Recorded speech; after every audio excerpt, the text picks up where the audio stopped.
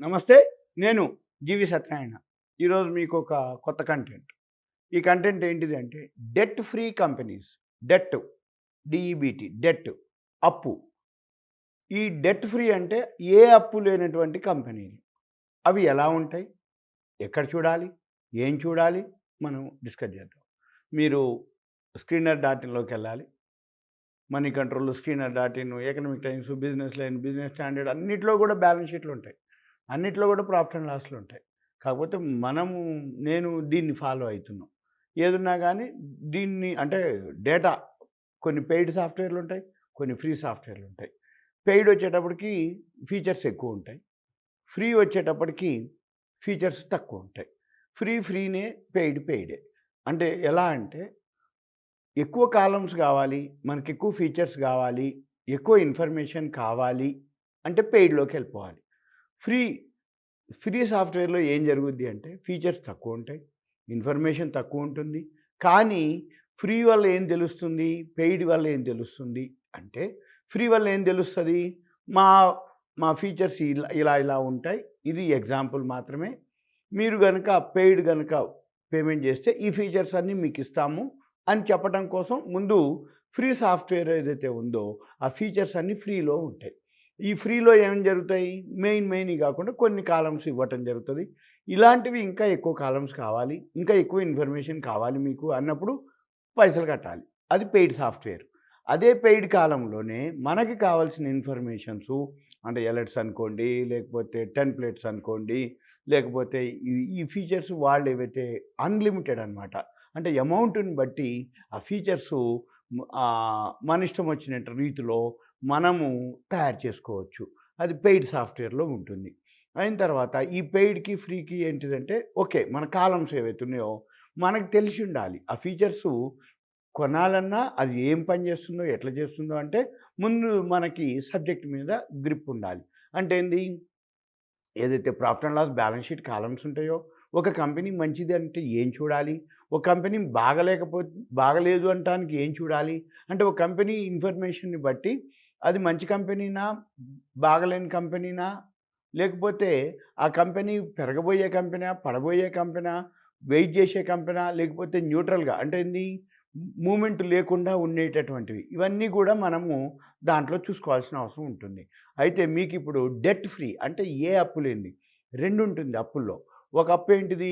Promoter అప్పు. దాన్ని pledge అంటాం. అంటే ప్రమోటర్ ఎవరైతే ఉన్నారో అతను ప్లెడ్జ్ పెడతాడు. ఆయన ప్రమోటర్ స్టేక్‌లో. దాన్నేమంటామంటే ప్లెడ్జ్ అంటాం. అంటే తనఖా, తాకట్టు, కుదవబెట్టటం. అదే డెట్ అంటే ఏంది? కంపెనీ అప్పు. కంపెనీ ప్రమోటర్ అప్పు అయితేనేమో పర్సనల్, ఇండివిడ్యువల్ అప్పు. ఈ డెట్ అంటే ఏందంటే కంపెనీ బిజినెస్ కోసం, కంపెనీ డెవలప్‌మెంట్ కోసం తెచ్చుకున్నటువంటి అప్పుని డెట్ అంటాం. ఈ కంపెనీ డెట్ ఏదైతే ఉందో 2 రకాలు మళ్ళీ దీంట్లో. Long term debt, short term debt. Long term debt అంటే ఏందంటే company land, building, machinery securities పెట్టేసి తెచ్చుకుంటది. అప్పుడేమైతుంది? ఆ లోను రేట్ ఆఫ్ ఇంట్రెస్ట్ తక్కువలో ఉంటుంది. ఏది? ఆ అప్పుకి. షార్ట్ టర్మ్ అప్పు అంటే ఏంది? మనము బిజినెస్ చేయటం కోసము వర్కింగ్ క్యాపిటల్‌లో ఈ కంపెనీ వాళ్ళు బారో చేస్తారు.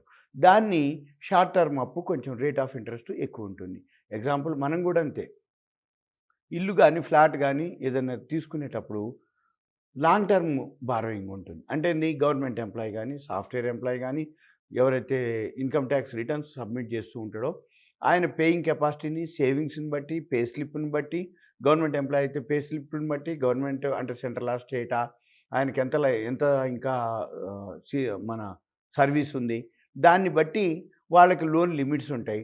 ఏదైతే హౌసింగ్ లోన్‌లనుకోండి, ఫ్లాట్స్ గాని ఏదైనా ఉన్నాయనుకోండి, లాంగ్ టర్మ్ ఉంటాయి. అంటే 20 ఏళ్ళు, 15 ఏళ్ళు, 25 ఏళ్ళు, 30 ఏళ్ళు వరకు లోన్ ఉంటుంది. అప్పుడేమైతుందంటే రేట్ ఆఫ్ ఇంట్రెస్ట్ చాలా తక్కువుంటుంది. అదే పర్సనల్ లోన్ గాని, క్రెడిట్ కార్డ్ లోన్‌లు ఉన్నాయనుకోండి, అవి రేట్ ఆఫ్ ఇంట్రెస్ట్ ఎక్కువుంటుంది. అలానే మనం కూడా ఈ డెట్ ఏదైతే ఉందో short term debt, long term. మనం ఏం చూడాలిగా? కంపెనీ ఎ ఎంత అప్పుల్లో ఉంది అది చూడాలి. సెక్టార్ వైస్ చూడొచ్చు మనం. Banking, software, pharma, real estate, education, private bank, public sector బ్యాంకులు, సర్వీస్ ఓరియెంటెడా, రియల్ ఎస్టేట్ కంపెనీలా ఆ సెక్టార్‌ని బట్టి మీకు ఉదాహరణకి జనరల్‌గా ఇప్పుడు మల్టీనేషనల్ కంపెనీలనుకోండి ఇలా. మన దగ్గర వాచ్ లిస్ట్ ఉంటుంది. ఇవన్నీ కూడా మనది పెయిడ్ సాఫ్ట్‌వేర్ కాబట్టి చాలా కాలమ్స్ ఉంటాయి. ఉదాహరణకి ఒక మనము హ్మ్, ఎగ్జాంపులు ఫర్టిలైజర్స్ అనో, ఎనర్జీ అనో, ఎఫ్ఎంసీజీ అనో, ఉదాహరణకి హెల్త్ కేర్ అనో, ఇప్పుడు సపోజ్ ఎఫ్ఎంసీజీ సెక్టార్ తీసుకున్నాం అనుకోండి.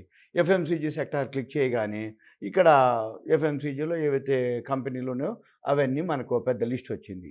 ఈ లిస్ట్ అంతా కలిపితే సుమారుగా 59 ఉన్నాయి. ఈ 59 కంపెనీలు. వీటిల్లో డెట్ అని కాలమ్ ఉంది. డెట్ కాలమ్ క్లిక్ చేయగానే హైయెస్ట్ డెట్, లోయెస్ట్ డెట్ చూపిస్తుంది. లోయెస్ట్ డెట్ అంటే జీరో డెట్. జీరో డెట్ అంటే అసలు డెట్టే లేదు. అంటే అప్పే లేదని అర్థం. గిలెట్ ఇండియా రేజర్‌లు, షేవింగ్ అది లేదు, దానికి డెట్టే లేదు. తర్వాత ఇవన్నీ ఎఫ్ఎంసీజీ సెక్టార్‌లో ప్రాక్టర్ అండ్ గ్యాంబుల్ హైజీన్ ఉంది. అది కూడా డెట్ లేదు. బజాజ్ కన్స్యూమర్ డెట్ లేదు. రఘువంశ్ ఆగ్రో అది డెట్ లేదు. ఇలా మనము ఒక్కొక్క సెక్టార్‌లో మనం సెలెక్ట్ చేసి ఏ డెట్ లేనటువంటివి ఇప్పుడు గోడ్రేజ్ ఇండస్ట్రీస్ ఉంది. 12,844 కోట్లు డెట్ చూపిస్తుంది. టాటా కెమికల్ 7,024 కోట్లు. అయితే గ్రూప్‌ని బట్టి ఉంటుంది.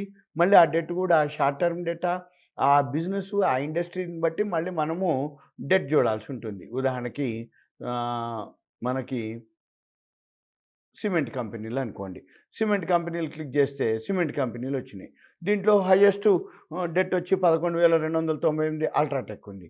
జీరో డెట్ వచ్చి దిగ్విజయ సిమెంట్ ఉంది. అసలు డెట్టే లేదు, 21,00,000 ఉంది. కాకతీయ సిమెంట్ ఉంది, 12.81 ఉంది. కీర్తి ఇండస్ట్రీస్ 33 కోట్లు ఉంది. అంటే ఏంది, మనము ఇలా ఒక్కొక్క సెక్టార్‌లో ఏదైతే ఉందో ఇది ఒక ఇండికేటర్ మాత్రమే, ఒక ఐడియా కోసం మాత్రమే. ఇప్పుడు ఆటో సెక్టార్ ఉంది.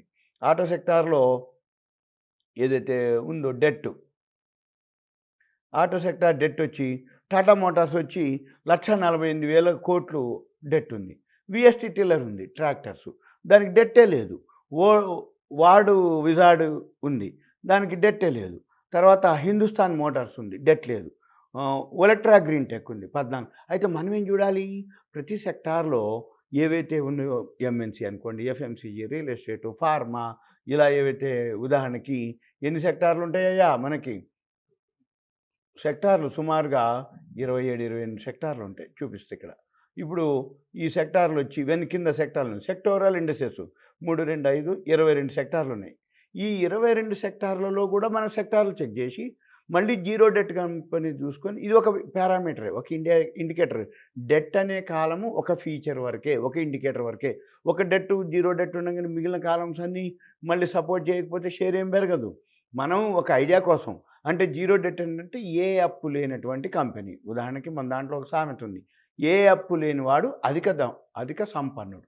అంటే ఏంది, ఏ అప్పు ఊళ్ళలో చాలామంది ఏంటంటే మామూలుగా సింపుల్గా ఉంటాడు, ఉన్నంత వరకు ఆయనలో ఉంటాడు, ఆయనకు అప్పులు ఉండవు. అంటే ఏంది, ఆయన వరకే ఇంకేమి ఆయన ఎటువంటి, అంటే అప్పు చేయడు, అప్పు ఇయ్యడు. ఉన్నా కానీ ఇవ్వడు, లేదు అంటే అప్పు చేయడు. అంటే ఏ అప్పు లేనివాడు అధిక సంపన్నుడు. అంటే అప్పులు గనక బాగున్నాడనుకోండి, వాడిని ఏమంటారంటే నిత్య దరిద్రుడు అంటారు. అంటే ఏంది, వాడు బాగా మంచిగానే కనపడతాడు ఊళ్ళో, కానీ ఊరి నిండా అప్పులుంటాయి. అంటే వాడికి ఏమీ లేదు, పంచితే జనాలందరికీ ఇచ్చేస్తే వానికేం మిగలరు. దాన్ని ఏమంటారంటే వాడిని నిత్య దరిద్రుడు అంటారు. అంటే అప్పులున్నవాడిని. అయితే అది మామూలు ఊళ్ళో సామెతలు గానీ, మన షేర్ మార్కెట్‌లో అది వర్తిస్తుందా, వర్తించదా అనేది కంటే కూడా మనం ఎంతసేపటికి మంచి కంపెనీని గనక గుర్తుపట్టగలగాలంటే డెట్, అప్పు లేనటువంటి కంపెనీలైతే మంచిగుంటది అనేది ఒక ఇండికేటర్, ఒక ఐడియా కోసం. మిగిలిన పారామీటర్స్ ఉంటాయి, మిగిలిన ఫీచర్స్ ఉంటాయి, మిగిలిన కాలమ్స్ ఉంటాయి. అవన్నీ మనం చెక్ చేసి సెక్టార్లు అనుకోండి, కంపెనీ అనుకోండి, ప్రమోటర్ అనుకోండి, గ్రూప్ అనుకోండి. అంటే ఇప్పుడు టాటా అని, రిలయన్స్ అని, తర్వాత బిర్లా అని, గోయంకాల్ అని, ఆదాని అని, ఏవైతే గ్రూప్స్ సుందరం అని, ఇలాంటి గ్రూప్స్ ఉంటాయి. వాళ్ళని బట్టి మనం ఆ కంపెనీలని బట్టి, ఆ సెక్టార్‌ని బట్టి, ఆ ప్రొడక్ట్‌ని బట్టి, ఆ సర్వీసెస్‌ని బట్టి మనము డెట్‌ని, జీరో డెట్ అనేది చూసుకోవచ్చు. ఎప్పుడైనా గానీ డెట్ ఉండొచ్చు కానీ మన దగ్గర షేర్ క్యాపిటల్ రిజర్వుల కంటే ఎక్కువ ఉండకూడదు డెట్. ఎప్పుడైనా కానీ మన కాడ ఉన్న పరిధిలో, ఉదాహరణకి కంపెనీ ఆస్తులు ఒక 10 కోట్లు ఉన్నాయి. డెట్ ఉండొచ్చు 1, 2 కోట్లు, ఏం కాదు. ఎందుకంటే ఇంకా మన దగ్గర 7, 8 కోట్లు మిగులుతాయి. సపోజ్ షేర్ క్యాపిటల్, రిజర్వ్‌లు 2 అయిపోయినాక ఎక్స్ట్రా డెట్ ఉందనుకోండి, అది మనము అట్లా ఉండకూడదనమాట. సింపుల్‌గా మనం ఉదాహరణకి ఇంకో విఎస్టీ టిల్లర్ ఉంది, ఇక్కడ క్లిక్ చేసినాం. ఇక్కడ బ్యాలెన్స్ షీట్కి వెళ్తే ఇక్కడ చూపిస్తుంది అనమాట. విఎస్టీ టిల్లరు 9 కోట్ల షేర్ క్యాపిటల్ ఉంది, 698 కోట్ల రిజర్వులు ఉన్నాయి, జీరో డెట్ అనమాట. ఇటువంటి కంపెనీలు మనము ముందు రోజుల్లో చాలా చాలా మంచి గ్రోత్ వస్తాయి అనేది అనమాట. ఎప్పుడైనా కానీ మార్కెట్ పెరగవచ్చు, తగ్గవచ్చు, మార్కెట్ న్యూట్రల్గా ఉండొచ్చు, మార్కెట్ వాలటాలిటీ ఉండొచ్చు.